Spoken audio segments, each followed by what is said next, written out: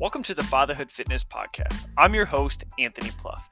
Each week, we will cover various topics that dads struggle with in their fitness journey.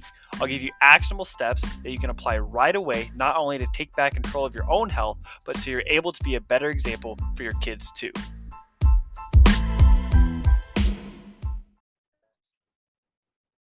All right, welcome to this episode of the Fatherhood Fitness Podcast. Today, we have a former client of mine, Nicolas Lanphere. We worked together now about a year and a half ago, and he's going to join us today and kind of share his experiences of what he's learned and just overall just how he manages kind of fitness and family and the rest of his life. So I'll let him introduce himself and we'll get started. Hi, I'm Nicholas. I worked with Anthony about I think, like you said, about a year and a half ago as part of his program for 3 months. And it really helped me get more consistent with fitness, which has always been really elusive for me. I have 4 kids. They range in ages from 12 to 3 years old. And I work about 50 hours a week at a grocery store. So between work and home life, fitness has always been something it's been very challenging to be consistent with. I struggle with pretty consistent back pain, knee pain, and I have plantar fasciitis. So everything already hurts. Add to that, trying just to take care of my body, and just trying to feel as good as I can. It's been very hard. Several years ago, I got into yoga to try to help with, manage the pain that I have. And that's been very helpful, but that hasn't really helped me to improve my fitness. It's more helped to just manage the pain that I already have. So I've wanted to get into fitness for a while and find a way to be consistent with it. And working with you, Anthony, was one of the first most consistent things that I've found that's worked. The daily workouts that you gave me back when we were working together were really helpful, just to be able to train my body to know how to move and to learn what kind of workouts I could do just at home with, I had some resistance bands. I've got one set of dumbbells, and of course my yoga mat. And the workouts that you gave me were really helpful in trying to help me learn what I could do at home. Since I stopped the program, I've still been going to yoga, but I can only do that once or maybe twice a week. Again, just time. And besides yoga, I've gotten into a daily habit, almost a daily habit, not quite a daily habit, of doing a lot of body weight exercises based on the workouts that you gave me. A lot of resistance band stuff, a lot of stretches, because I do have the back, knee, and foot pain. So I do stretches every single day that try to just help me to feel better. And yeah, just trying to do small, consistent workouts right when I get up in the morning, or maybe before dinner in the evening after I get home from work, maybe after the kids go to bed. I found I can do a lot while I'm watching TV or relaxing with my wife. It's a great time, instead of just sitting back on the couch. I can do, squats or, bicep curls in the living room while the rest of the family or my wife is just there watching TV or something. So learning how to include fitness in my daily life is something that's been really important for me. Awesome. Yeah. No, that's that's a great lead in there. I remember when we first started, your schedule was pretty crazy. You're getting up pretty early. You're now your son, you said, is 3, right? I think he was just probably about a year old. When we started, so he was real young. So obviously sleep is a factor and all that. And you got your older kids as well. You got responsibilities to your wife, your job, all these other things. So I remember all your workouts you wanted to do from home.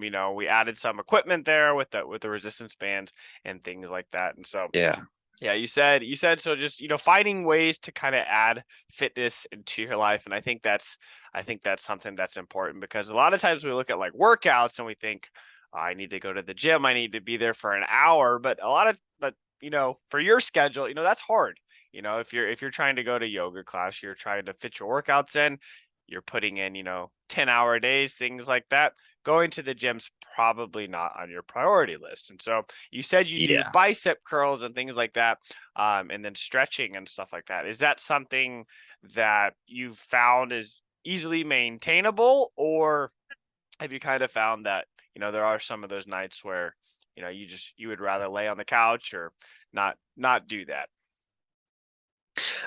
Yeah, there are absolutely times where I don't want to do it. The biggest thing or one of the biggest things for me has been just getting a little bit in. I've always struggled with, if I can't do something, all the way or do it, really, really right, I don't want to do it at all.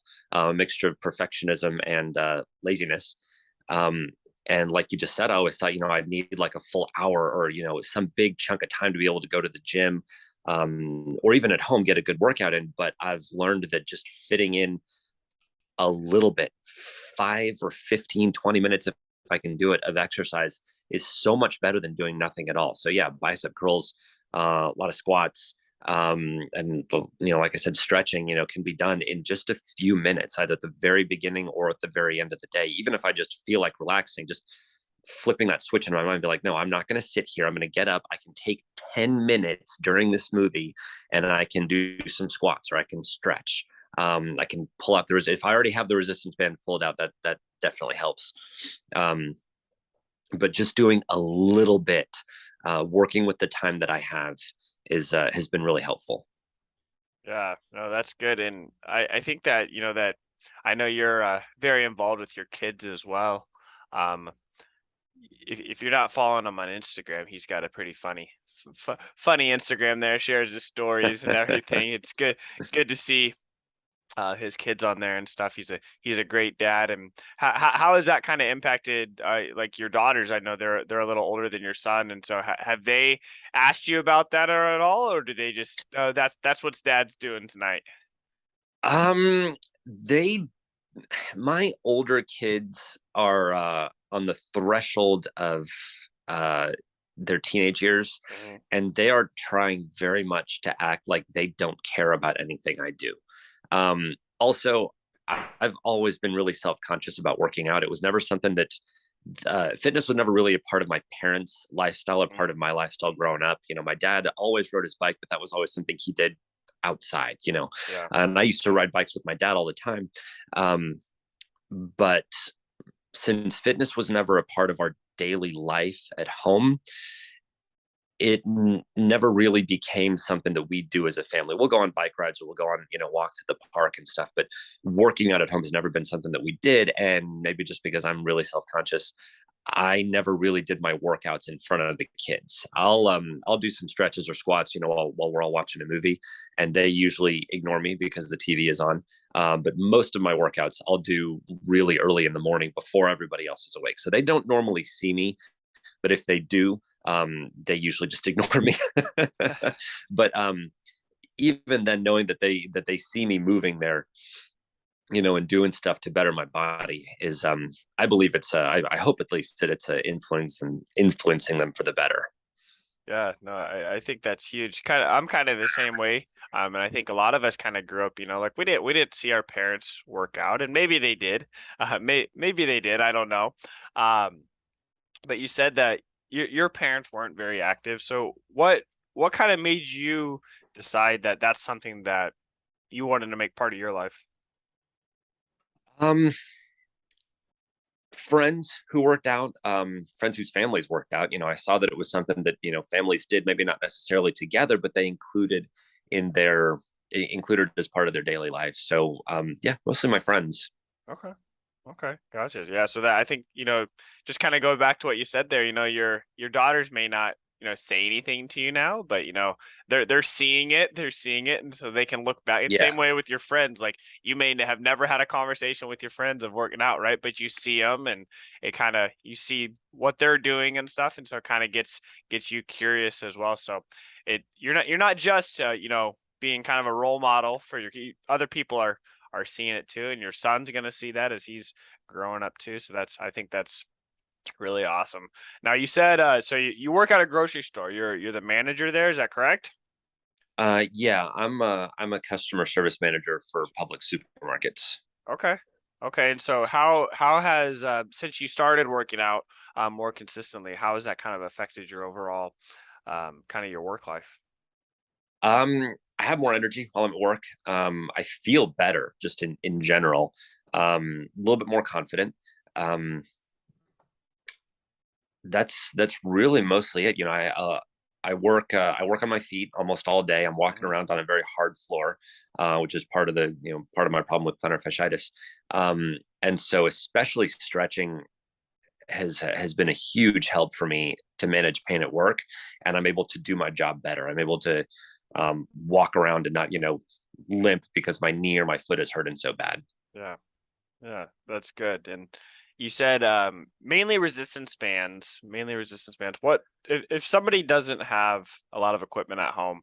I know that when, and correct me if I'm wrong, if when we first started, I believe you had no equipment. Is that right? I Uh, think that's right. okay. Yeah. So if someone didn't have equipment at home, what would be your first advice to them? um, Use what you do have and get creative. So a lot of the workouts that you gave me, I bought the resistance bands right when we started. Hmm. Um, but there were a couple workouts that didn't use anything at all. I mean, use stuff that everybody has in their home. Like you had me doing, I think, tricep dips on the edge of a bathtub or my coffee table or even a dining room chair. I do those every day now. Um, Usually off the coffee table. I do incline push-ups off the coffee table. Um, I can do them on the couch. I do leg stretches against and on the couch. Really, the coffee table for me is the biggest one. The edge of the bathtub is great. Chairs are good because if you don't want to, the coffee table is really kind of in one place in the house. And if I don't want to work out in the living room, I can, pull a dining room chair into our bedroom or into, Yeah. in just another room and do it right there. So I can move my workouts based on what I use at home. Chairs and tables being the biggest ones. Okay. Awesome. Yeah. So yeah, I remember you were doing it. I think at one point you were doing it in your kid's bedroom or something, and Mm-hmm. when you were working out and stuff. And so like I think just not everybody had like I have an office slash workout room at my house, but not everybody has that. Not everybody has that, and so just being Yeah. creative and kind of getting something in. And now it's been a year and a half or something like that, and you're still staying consistent. And I think a lot of that is due to like how convenient and how easy it is, right? Yes. If I told you you had to go to the gym every single day, your adherence to the program probably wouldn't have been as great as it was because Yeah. of everything else that was going on. And I know that you like to travel occasionally and things like that. Have you found it easy since you are mainly doing body weight and resistance bands that you can still work out when you travel, or when you go, do you just mainly enjoy what you're doing? It depends on the trip. As long as we're staying in a rental house, then yes, I always find time to work out. If we're Mhm. staying at a hotel, it's a little bit more difficult because usually the trip is a little bit more fast paced. If we're staying at a hotel, we're not at the hotel very much. We're Right. out and about all day long. And, as we said before, I'm not a gym person. Um, so, but again, I rarely ever travel and stay in hotels. That might happen like one weekend a year. Hmm. So usually we'll go with the whole family and we'll stay in a rental. And when we do that, I always find time to work out. And even if we are staying in a hotel, we're doing a ton of walking. And if I'm walking, then I'm stretching. So I pretty much find a way to get something in no matter what. Okay. Awesome. And you said so you're working 50 hours a week. So my guess is you're working longer than 8-hour days. Yes. And so, and your schedule probably changes or maybe it doesn't, I don't know. But when you're putting those long days in, you got a long day at work, you come home, your wife was working all day too. She's got what she's going on. You're doing stuff with a family, you got your kids and stuff, but you're still working out in the morning. How are you staying consistent? What are you, um, what's your motivation to keep getting up? Um, my motivation to get up is the way working out makes me feel and the goals that I'm trying to accomplish with that. The way that I do it, unfortunately, it's been a bit of a sacrifice, but is going to bed early. My work week changes all the time. Some days I work 6 a.m. to 5 p.m. Some days it's 7 to 6. Um, some days it's noon to closing. If it's noon to closing, it's very easy. I have all morning to get a good solid workout in at home. But if I'm working 6 to 5, um, and I want to get a workout in before I leave for work, I need to be up and out of bed by 4:30 at the latest in order to get something in. So unfortunately for me, that means going to bed at 8:30 the night before. Um, and I like the the different work days because it does mean that I do get to go. I mean, I have to go to bed early some nights, but then there are other nights where I don't have to worry about that. And those are the nights where I make sure to spend time with my wife and my kids, or might watch a movie or play a game or do something, or not play a game. The younger kids are too young for that, but where we try to do something, um, and I don't have to worry about going to bed quite so early. So the different hours every day are good for me, and I just find a way to fit working out in there. Okay. Awesome. Awesome. And let's kind of shift a little bit and talk a little bit about the nutrition side of things there. So um you're probably eating at work a lot of the time. You're there all day long. Um I when we so part of the program that I put all my clients through is we focus on habits. Focus on rather than, just kind of getting to the goal as quickly as possible. I want you to be able to maintain that progress once you get there. And so we focus on Yeah. things such as like eating slowly, not changing necessarily what you're eating right away, but changing kind of how you're eating. And I remember um, I believe you lost 12 pounds in 12 weeks, and you didn't Mm-hmm. track your food. It was simply based on kind of some of the habits you incorporated, some of the new kind of daily things. Can you talk a little bit about that and kind of what worked for you and what's still working for you? Yeah, yeah.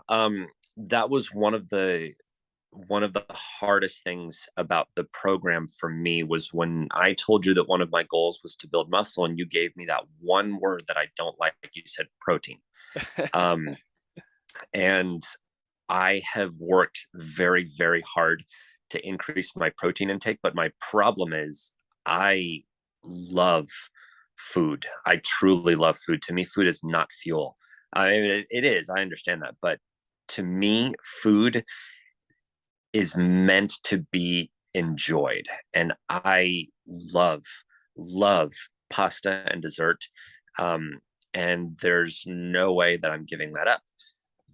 But um, due to the program, I was able to build better habits with how I eat, and how much I eat. I learned that I really don't need that much food. And yeah, and part of the reason I was able to lose 12 pounds is because you helped me start to build some good habits and stay disciplined in those habits. Now, did those habits fall apart once the holidays came around? Yes, they did. But once the new year rolled around, I got back into it. So what I've done is I still have pasta almost every day. I have some form of spaghetti or pasta for dinner almost every night, but I combine that with the salad that I do put a lot of protein in. We'll put chicken or quinoa, something in with the salad that we make, which is almost every night. I have a small portion of pasta. I don't eat very much at all. I got small plates, and I get full very quickly. And during the day, I eat very, very little at work. I usually eat a protein bar, a small one, a banana, and I might snack on some nut-based trail mixes at work. But I eat very, very little during the day. I would almost call it fasting, except that I mean I need to do something to keep my energy up while I'm working on my feet and bagging groceries and Right. moving around all day long. So what's worked for me is limiting my food intake, limiting the choice of food that I have, and that's just been something that I I've had to learn to say no. I work at a grocery store. All the snacks are right there, and the furthest department from where I work in the store is the produce department with all the good healthy fruits and vegetables. So I've just had to build up the discipline of saying no to the candy bars at the registers and the Skittles and the Sour Patch Kids and the cookies and the potato chips and all the easy, delicious, salty, greasy snacks. I've just had to build up the discipline of saying no to those. and that's the only thing. I don't have really any other recourse for that because I work in a place that's where access to those kind of things is just too easy. So I had to learn to say no. And when someone buys a box of cookies, I just have to not open it and not go into it. That's the biggest thing. Um, I go back to my banana and my protein bar and lots of water. Yeah. No, that's great. Just kind of building on those habits there, protein Mm-hmm. is hard. Protein is hard to get in there. And a lot of times, I tell people, if it's in your house, you or someone you love is going to eat it, right? And so Yes. it's easy for you just not to buy it. But in your case, you have a very challenging situation because you're around it all day long, and it'd be easy for you. You just got off a 10-hour shift. Uh, I want that Snickers bar or something like that. And Mm-hmm. absolutely, absolutely. Every once in a while, that's okay. Um, but you're in that situation every single day, and although it can be challenging, it sounds like you've put in some safeguards there. You've prepped your meal, or you've brought your meal already. You Mm-hmm. have, it may not be a full sit down meal like that, the delicious pasta you're eating for dinner that night, but you have your protein bar, you have your banana, and you said you're drinking lots of water. And so, like, when you are tempted, you have a route there where you can go back, like, oh, I would rather have this Hershey's bar right now, but I've got my protein bar. I'm gonna go eat that. I'm gonna go drink some water. And so it's, even though it sounds like a real difficult situation, it sounds like you've kind of, you know, you've been learning to navigate it, and that when you do have those temptations, you already had that habit in place of what you're going to do, and so you're kind of planning ahead there. Yes, yeah, planning ahead and just realizing that the end goal that I have in mind, which really not the end goal, but the good habits that I'm building are worth more than that Snickers bar, that bag of M&Ms. Yeah, and I think that's, that's hard to, that's awesome. You're able to kind of just kind of remind yourself of that, because it gets hard. It's easy to be motivated at the beginning. The first couple of weeks you start a new program, it's really easy to be motivated. It's easy to be motivated when you stand on the scale or you look in the mirror and you're happy with what you see, right? But Yeah, unfortunately, a lot of the days aren't that way, right? Your son didn't sleep well, so you went to work on 3 or 4 hours of sleep, and now you're putting in a 12-hour shift, and that banana doesn't sound as good anymore. It's starting to turn no. brown. You don't want it anymore, and so those sour Skittles or something look a lot better. Yeah, you're absolutely right about that, Anthony. But It's hard, but the longer I do it, the easier it is just to be like, no, I don't need to eat that cookie. I don't have to do that. It's easier to say no every single time. yeah, and it's funny you mentioned kind of the protein thing in the pasta, because you have an Instagram page just for food, is that right? I do. I have an Instagram page just for pasta in particular. And it's almost exclusively just pasta that I make. So not only do I have the food that I love, but I also feel like I want to be consistent with posting. I don't want to stop that. Yeah. I'm doing something fun here. So it's almost like it's like I have a self-imposed obligation to eat more carbs, which is great for me, but it's not the best for wanting to lose weight and build muscle. So again, with that, it's been portion size. I have a very small portion of pasta. Usually, I take that small portion and I share it with my wife. Mhm. Um, Neither of us eat very much. We just go heavier on the salad. We usually serve like chicken or fish with it, and then the pasta is the fun part of the meal. Yeah. No, yeah, that's the Instagram of pasta. That's what is the name of that Instagram page? Mostly just pasta, Mostly just pasta. All right. That's which you're is accurate. awesome. So, yeah, I think, one of the things that people, tell me a lot, especially when we start kind of working together, is that they have this idea of that, carbs are bad. We live in a world now where there's a lot of information, not all of it is great, and it's hard to decipher what is true and what isn't. And obviously, the very first time we ever met, that's the one thing you told me. You said you love to eat. protein is hard for you, and you love pasta. And you told me about your Instagram page. You're still staying strong with that, so that's awesome. How did you ever have that belief? Did you ever um, kind of get in that mindset that carbs were bad for you, and how has that kind of evolved over the last year or so? Um, I never really believed that carbs were bad for me Mm, because I've always believed that as long as the food that you're making is mostly homemade and you use good ingredients, that that it's hard for it to be bad for you. I buy very little um, processed or packaged foods. mm. I mean, I buy the pasta, but all the sauces that I make, almost all the sauces that I make, are made from scratch. And again, portion control. So once you and I talked, I did a little bit of research and I found portion control, especially with carbs, is huge. So that's what I started doing. I was like, hey, I can enjoy pasta. I just have a much smaller portion of it. I focus more on, or not focus more, but I make sure to include more protein in with it.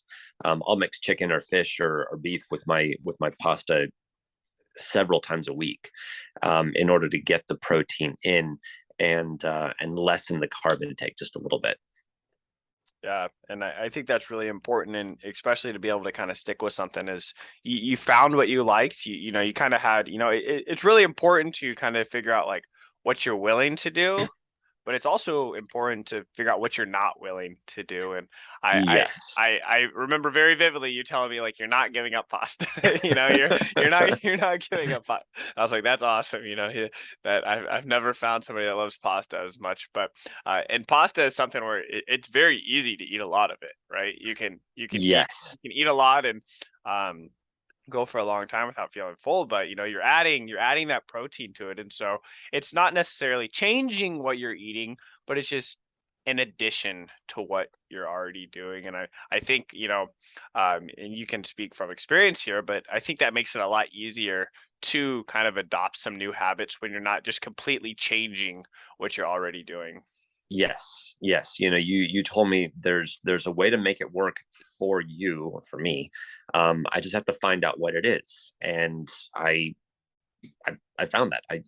What you said. I found what I was willing to do, what I was not willing to do, and I found a way to bring those into balance in my life. Awesome. No, we're running up on time here, so I'd like you to, you had a lot of success, in we only worked together, I believe, for 3 months. It was kind of a Hmm. and it was a good time. We've still kind of stayed in contact since then, and it sounds like you're still, having success and still kind of tackling those goals, and still enjoying pasta, obviously. Always.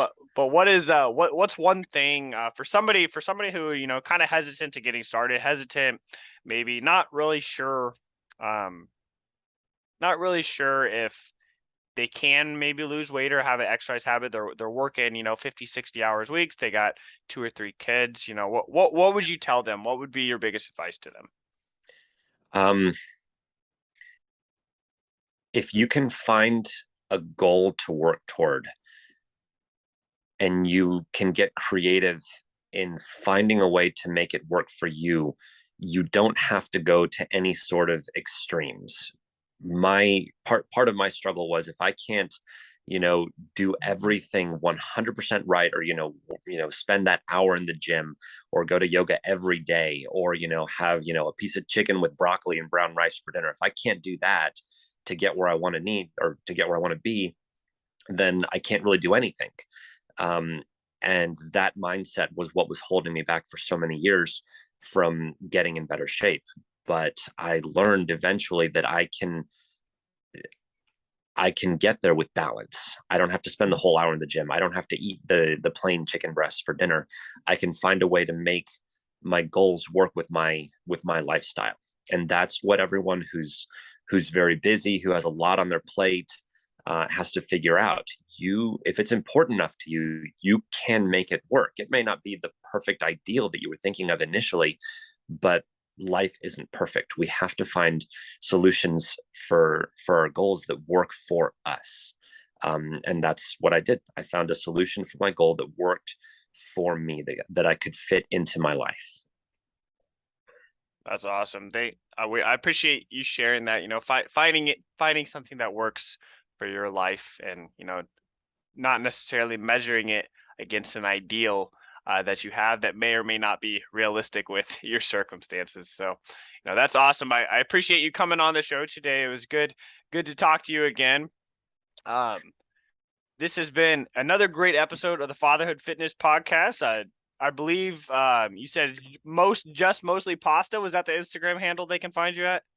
Yeah, mostly just pasta. Yeah. Mostly just pasta. Awesome. So yeah, go ahead and follow him on Instagram if you love pasta. So he's gonna get floods of new followers here. There we As go. Thanks, everybody loves pasta. Awesome. Well, I appreciate you coming on. Yeah, we'll have Yeah. to connect again soon. Likewise. It was great to talk to you again, Anthony. Take care, man. That concludes this episode of the Fatherhood Fitness Podcast.